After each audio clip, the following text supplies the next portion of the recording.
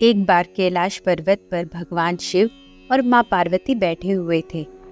शिव जी ध्यान लगाकर बैठे थे। तभी पार्वती जी ने देखा कि वे मंद मंद मुस्कुरा रहे हैं। पार्वती जी के मन में प्रश्न उठा कि आज महादेव ध्यान मुद्रा में भी क्यों मुस्कुरा रहे हैं।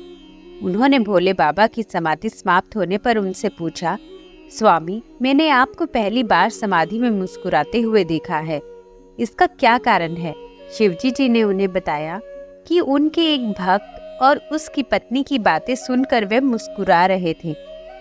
पूरी बात बताते हुए महादेव ने बताया कि मृत्युलोक में मेरा एक अनन्य भक्त है। वह ब्राह्मण है जो कि मेरे ही एक मंदिर में पुजारी है और दिन रात मेरी सेवा में लगा रहता है।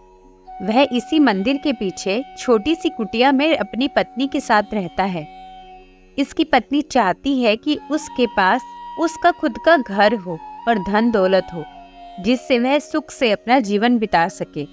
परंतु पुजारी केवल मंदिर के चढ़ावे पर निर्भर है और मंदिर में आने वाली दान दक्षिणा से बड़े मुश्किल से घर का खर्च ही चल पाता है। घर और अन्य सुख सुविधाएं कहाँ से आएंगी? पर वह दिन रात मेरे से अपनी पत्नी का सपना पूरा होने का अनुग्रह करता रहता है। आज उसकी पत्नी ने उससे ऐसी बात कही जिसे सुनकर मैं मुस्कुराए बगैर नहीं रह सका। पार्वती जी ने पूछा, ऐसा क्या कहा उसकी पत्नी ने जो आपका ध्यान भंग हो गया? शिवजी जी ने बताया, उसकी पत्नी ने आज उसे ताना मारते हुए कहा कि जिन भोले बाबा की तुम दिन रात सेवा करते रहते हो और उनसे मेरे लिए घर मांगते रहते हो, उनके पास तो खुद ही घर नहीं है। वे तो खुद कैलाश पर्वत पर रहते हैं, तुम्हें कहाँ से घर देंगे? बस यही बात सुनकर मैं मुस्कुरा रहा था। इस पर पार्वती जी को बड़ा आश्चर्य हुआ। उन्होंने कहा, स्वामी, यह बात सुनकर मुझे बहुत बुरा लगा। वह आपको ताना मार रही है और आप मुस्कुरा रहे हैं। आप उसे एक घर और सुख सुविधाएं दे दीजिए जिससे वो आपकी निंदा ना कर सके। इस पर शिवजी जी ने कहा, पार्वती, यह मेरे वश में नहीं है। यह सभी प्राणी तो मृत्यु लोक में रहते हैं, अपने पिछले जन्म के और साथ ही इस जन्म के कर्मों का फल भोग रहे हैं।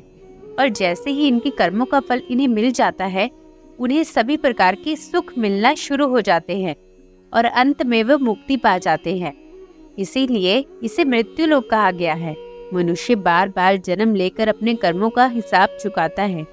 यह कर्म भूमि है, बिना कर्म की गति नहीं है। आगे शिवजी जी ने कहा, ये ब्राह्मण पिछले जन्म में एक साहूकार था जो लोगों की जमीन, उनके जेवर, पशु आदि गिरवी रखकर उन्हें पैसा देता था और उनकी जमीन हड़प लेता था, और जो दूसरों के जेवर और ब्याज में पैसा मिलता था उसका उपयोग यह और उसकी पत्नी भी किया करती थी। इसी कारण आज इस जन्म में इसे घर नहीं मिल सकता और इसकी पत्नी जिसने उन वस्तुओं का उपयोग किया वह भी इसके साथ यह कर्म फल भोग रही है। इस जन्म में यह मेरी सेवा कर रहा है, जिससे इसके कर्मों के फल में जो कष्ट मिलने थे वह मेरी भक्ति के कारण इसे नहीं मिल रहे हैं। इसका जीवन शांति से कट रहा है और जब तक इसके कर्मों का हिसाब पूरा नहीं होता इसे घर और अन्य सुविधाएं नहीं मिल सकती। यही विधि का विधान है। पार्वती जी ने कहा, यह तो ठीक है, पर उसकी पत्नी जो आपकी निंदा कर रही है उसका क्या? तब शिवजी जी ने कहा, संसार में जैसे जैसे कलयुग का समय निकट आता जाता है, मनुष्य भगवान की भक्ति करने के स्थान पर उसकी निंदा करने लगेगा। यह सृष्टि के आरंभ में ही लिखा जा चुका है। जो व्यक्ति इस कठिन समय में मेरी सेवा करता रहेगा उसको इस मृत्यु लोक की समस्याओं से मुक्ति मिल जाएगी। हर हर महादेव।